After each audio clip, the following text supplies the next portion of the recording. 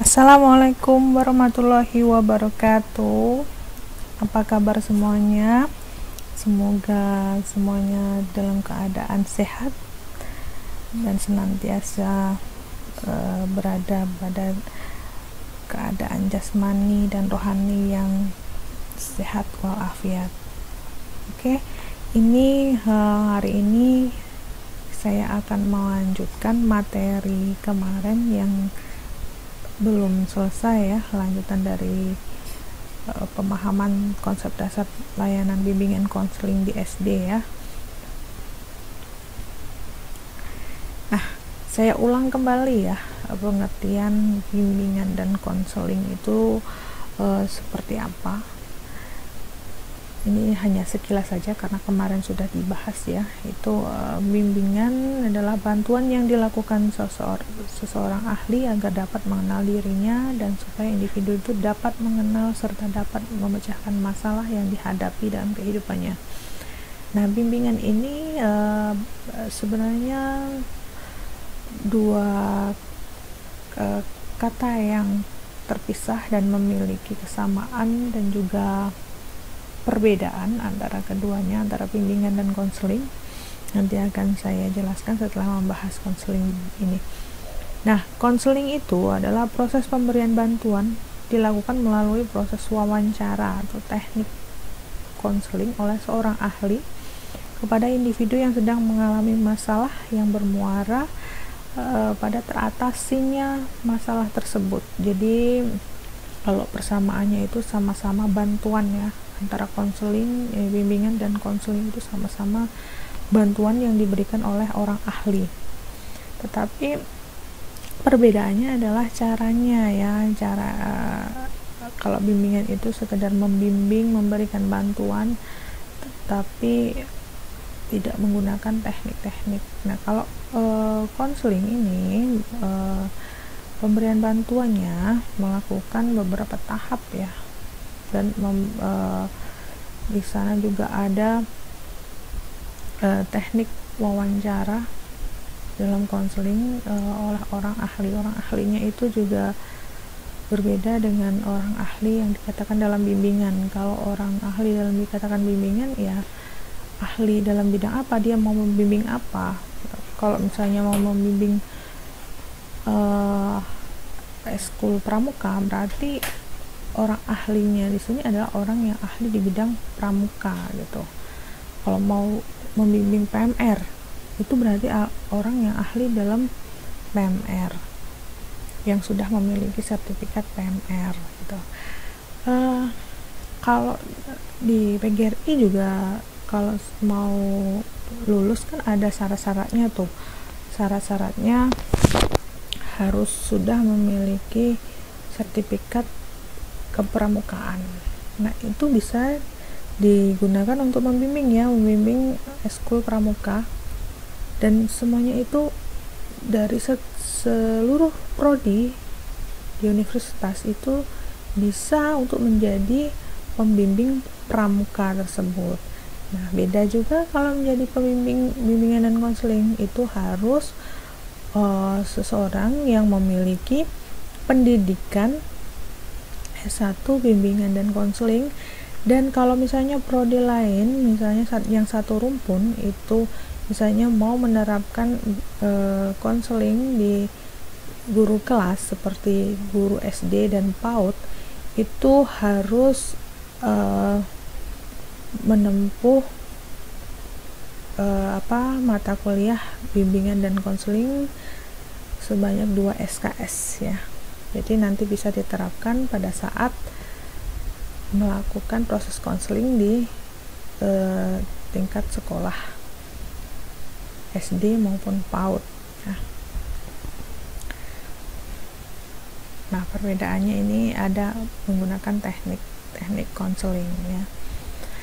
Nah, ini satu kesatuan bimbingan dan konseling ini berdasarkan undang-undang ya.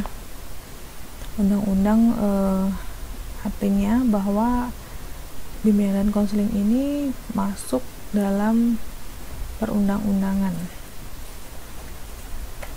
Dan pengertiannya di sini bisa kita lihat, bimbingan dan konseling adalah upaya sistematis, objektif, logis, dan berkelanjutan serta terprogram yang dilakukan oleh konselor atau guru bimbingan konseling untuk memfasilitasi perkembangan peserta didik atau konseling untuk mencapai kemandirian dalam kehidupannya gitu. Jadi upaya sistematis yang dikatakan sistematis itu adalah kita itu melakukan segala sesuatu itu berurutan ya, dari proses perencanaan sampai evaluasi itu berurutan, tidak ada yang dinamakan lompat-lompat gitu. Jadi dalam proses bimbingan dan konseling juga ada perencanaannya, kecuali kita mendapatkan masalah yang sifatnya insidental gitu. Nah, objektif itu selalu tepat sasaran gitu ya. Logis itu kita menggunakan logika yang sesuai pada keadaan sekarang gitu, jadi tidak ngarang gitu ya, tidak sembarangan dalam pelaksanaan konseling itu.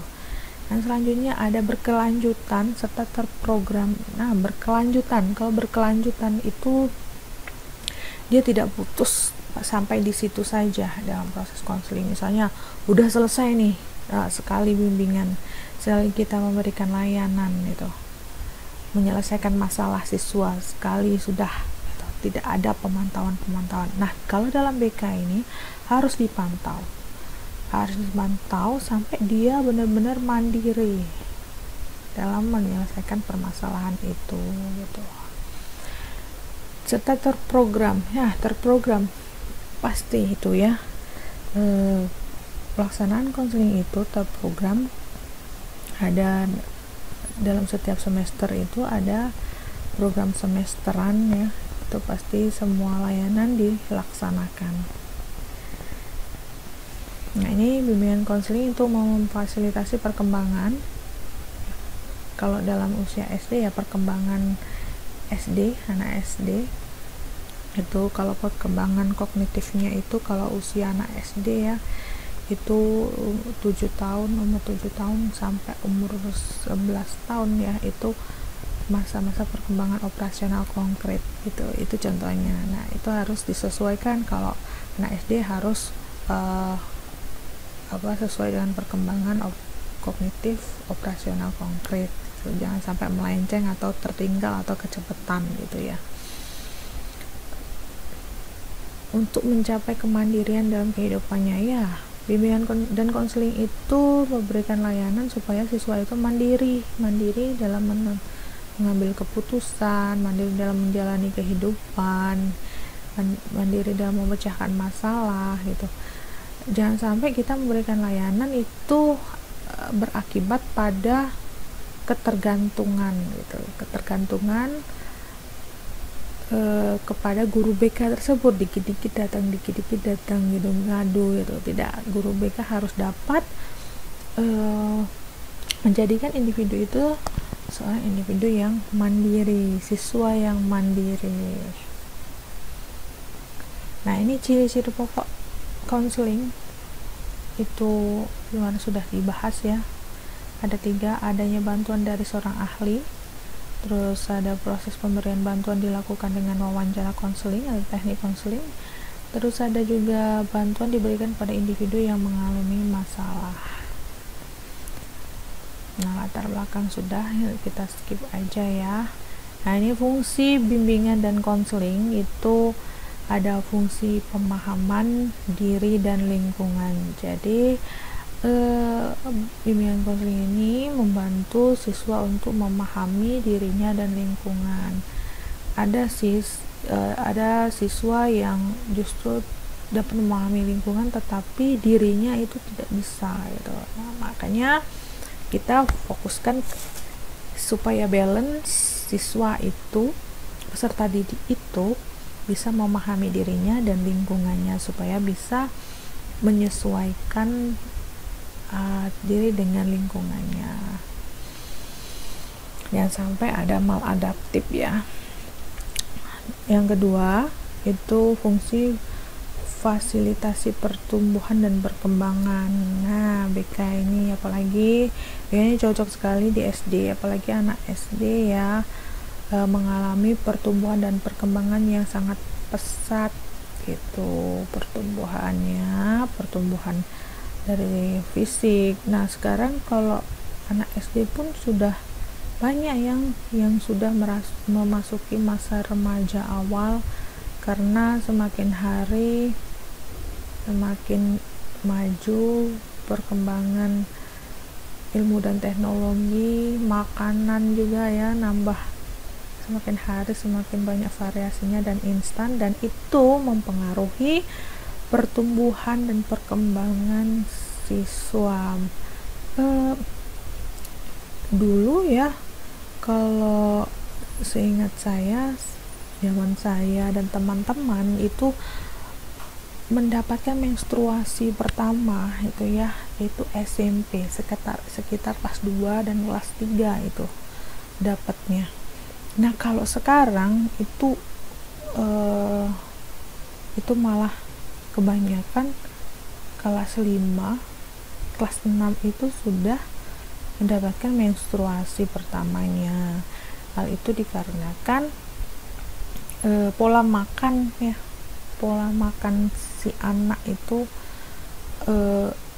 mungkin kebanyakan makan protein atau banyak makan makanan yang serba instan gitu, kayak mie instan, kayak chicken, kayak makan telur ayam negeri ya, bukan ayam kampung. Kalau ayam kampung bagus, terus kalau telur bebek itu juga bagus. Nah, itu juga mempengaruhi pertumbuhannya, itu akan lebih cepat dari orang-orang sebelumnya. Nah, itu mengakibatkan siswa itu apabila mendapatkan men pertamanya itu merasa ada yang belum siap gitu. Nah, itu harus difasilitasi bagaimana cara mengantisipasi bila mendapatkan masalah seperti yang saya jelaskan tadi ya, mengenai pertumbuhan dan perkembangan siswa. Nah, selanjutnya ada penyesuaian diri sendiri dan lingkungan. Ya, fungsi penyesuaian diri. Kita harus membantu siswa bagaimana menyesuaikan diri sendiri dan lingkungan. Seperti ketika kita berada pada lingkungan sekolah itu berbeda dengan lingkungan masyarakat. Jadi harus siswa itu diajarkan harus bisa menyesuaikan diri dengan baik. Tuh, harus bisa membedakan. Selanjutnya ada fungsi penyaluran. Nah, penyaluran ini terkait dengan pekerjaan, pendidikan, dan karir ya. Pendidikan ini adalah sudah masuk dalam jenjang karir ya, karena orang yang mau menempuh karir itu bukan pekerjaan, bukan, karir itu semacam alur ya, alur seseorang itu menempuh perjalanan karir. Jadi dari mulai masa pendidikan, pekerjaan, sampai masa pensiun. Nah, ini penyaluran ini kalau di anak SD biasanya menyalurkan pendidikan selanjutan ya, mau masuk ke SMP yang terbaik misalnya. Nah, itu harus disalurkan sesuai dengan kompetensinya ya. Selanjutnya ada pencegahan, mencegah dari timbulnya masalah ya. Kalau kata dokter itu kan mencegah lebih baik daripada mengobati. Pencegahannya macam-macam ya, dengan cara kita memberikan sosialisasi, memberikan tips-tips. Itu bisa dilakukan secara klasikal maupun secara media gitu. Kalau media ya seperti kita membuat poster-poster gitu ya, kayak misalnya poster dilarang merokok, say no to drug. Nah, itu pencegahan. Kita sudah membuat melaksanakan fungsi dari BK itu. Selanjutnya adalah perbaikan dan penyembuhan. Nah, ini perbaikan dan penyembuhan ini step lanjutan dari pencegahan. Kalau orang yang siswa yang sudah mendapatkan permasalahan itu harus dilakukan konseling untuk perbaikan dan penyembuhan dari masalah tersebut. Selanjutnya ada pemeliharaan kondisi pribadi dan situasi kondusif untuk perkembangan diri konseli. Nah, ini fungsi pemeliharaan itu fungsinya adalah kita memelihara pribadi dan situasi kondusif dari perkembangan diri siswa yang sudah bagus, itu harus dipelihara supaya tidak terjadi gangguan dari perkembangan diri si siswa tersebut gitu. Selanjutnya pengembangan potensi yang optimal. Nah, pengembangan potensi yang optimal ini biasanya bagi siswa yang memiliki potensi-potensi khusus gitu. Misalnya pada siswa yang memiliki kemampuan melukis gitu, bisa dikembangkan potensinya untuk kita bimbing, kita berikan arahan apabila ada lomba-lomba diikut sertakan gitu ya, disupport, dimotivasi, jangan dimatikan keinginannya gitu ya. Lanjutnya itu yang terakhir adalah advokasi. Advokasi itu seperti fungsi pembelaan gitu ya, terhadap pembelaan terhadap perlakuan diskriminatif baik dari pihak teman-teman, keluarga maupun sekolah itu ya. Advokasi perlindungan, jadi apabila dia mendapat ancaman-ancaman dari lingkungan sekitarnya, itu kita lindungi sebagai guru ya. Nah, ini prinsip BK. Nah, prinsip BK itu diperuntukkan bagi semua, itu tidak ada terkecuali, tidak ada yang ini BK itu harus untuk orang kaya saja, BK itu harus untuk laki-laki saja, perempuan saja, yang cantik, yang ganteng. Nah, tidak, semuanya berhak mendapatkan layanan bimbingan dan konseling, itu baik di sekolah SD, PAUD, SD, SMP, SMA sampai universitas. Selanjutnya jadi yang kedua ini ada dinamakan prinsip BK merupakan proses individuasi. Jadi proses individuasi ini semacam proses pengembangan kepribadian. Pengembangan kepribadian maksudnya di sini bahwa setiap individu itu memiliki kepribadian yang unik gitu. Tidak semuanya sama. Dalam psikologi kepribadian itu membagi kepribadian seseorang itu ada bermacam-macam ya. Ada kepribadian koleris, ada kepribadian sanguistik, dan sebagainya. Kalau sanguistik itu biasanya orangnya yang cepat baperan gitu ya. Selanjutnya menekankan pada nilai yang positif.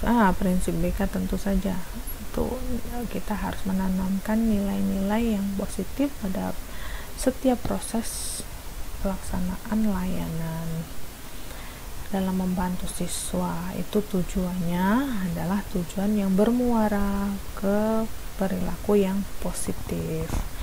Selanjutnya itu prinsip selanjutnya itu merupakan tanggung jawab bersama.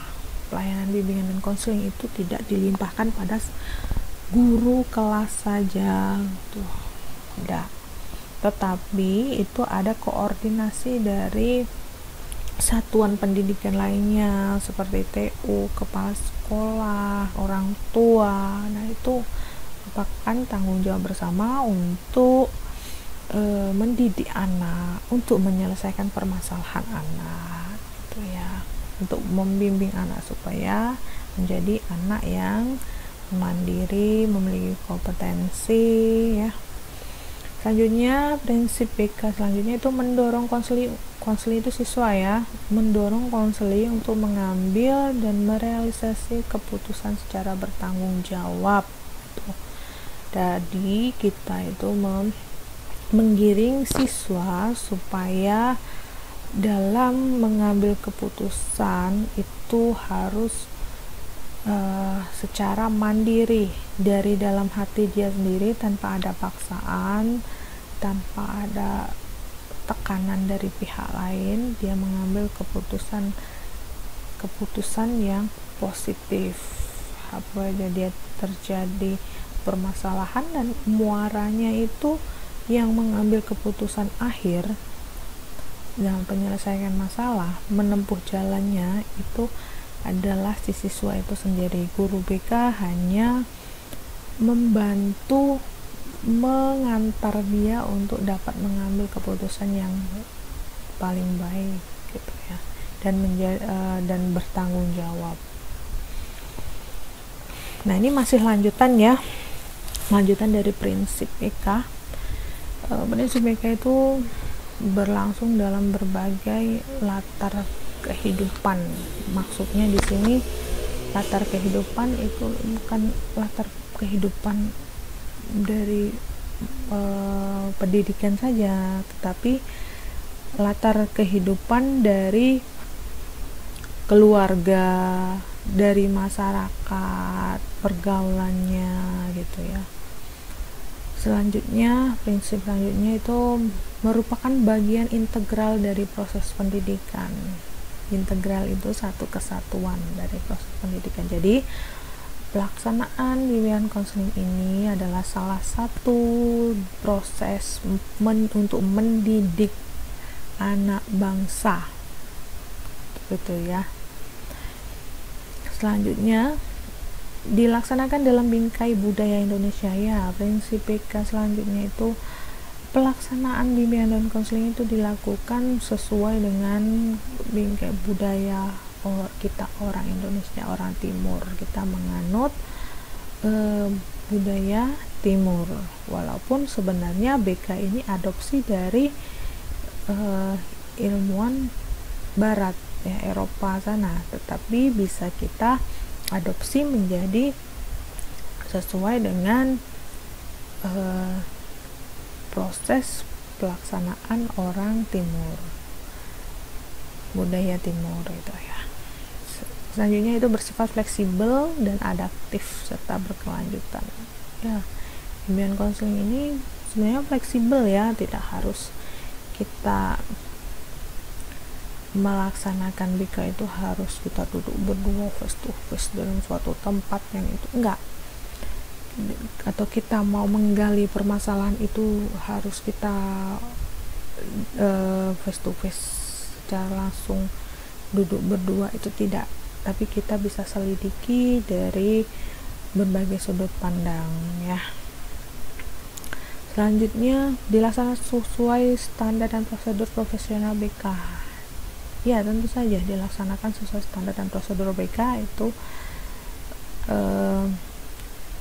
ada yang kemarin saya bagikan itu program pelaksanaan bimbingan dan konseling di sekolah SD itu diterbitkan oleh Kemendikbud ya. Itu adalah standar prosedur dan juga sesuai dengan Undang-Undang Nomor 111 Tahun 2015, itu panduannya yang terbaru. Selanjutnya yang terakhir itu pelayanan BK itu disusun berdasarkan kebutuhan konseling. Jangan kita ngarang-ngarang permasalahannya itu disamakan dengan sekolah lain, enggak. Jadi pelaksanaan BK itu sesuai dengan keadaan di sekolah tersebut gitu ya. Kalau permasalahan di sana banyak permasalahan karir, misalnya siswa itu banyak yang putus sekolah, ya kita harus memberikan layanan tentang sekolah itu ya, baik dalam belajarnya, dalam kepribadiannya, dalam sosialnya, dalam karirnya gitu ya. harus dikaitkan dengan permasalahan yang ada di sana gitu. Selanjutnya ini tujuan bimbingan dan konseling. BBK itu memiliki tujuan banyak sekali ya, banyak sekali. Nah, ini dirangkum dalam Undang-Undang 111 tahun 2015, itu membantu konseling mencapai perkembangan optimal dan kemandirian secara utuh dalam aspek pribadi, belajar, sosial, dan karir.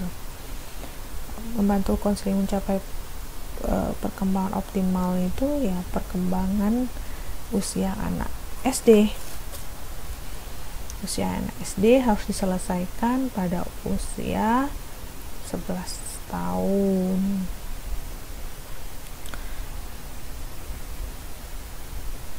Nah, ini adalah asas layanan BK. Asas itu seperti norma yang mengikat pelaksanaan konseling itu sendiri. Jadi jangan sampai seorang guru itu, guru BK atau guru kelas ya, kalau yang SD sama PAUD ini guru kelas, itu jangan sampai menyalahi aturan asas dalam pelaksanaan BK-nya. Yang pertama itu asas kerahasiaan. Ya, permasalahan siswa itu sangat krusial ya. Kita seorang BK itu harus menjadi orang yang dapat dipercaya. Apapun yang diceritakan oleh siswa, peserta didik atau konseli atau klien itu jangan diceritakan kemana-mana, apalagi itu yang menyangkut aib dari siswa tersebut. Maka itu kita harus menjaga kerahasiaannya, jangan sampai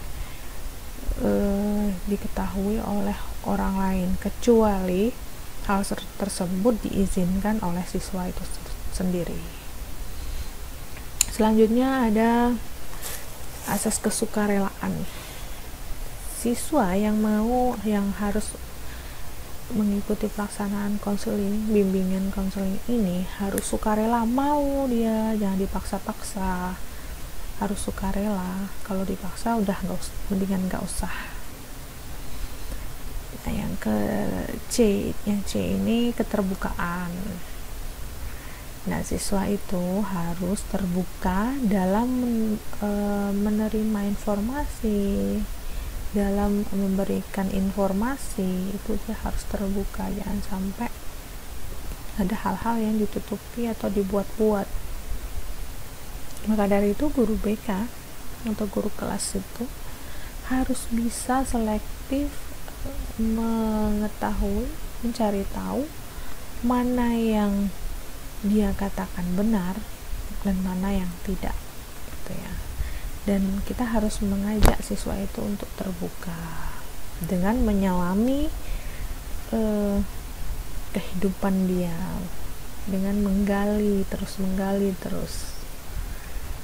informasi dari dia sendiri, keterangan. Selanjutnya ada keaktifan. Siswa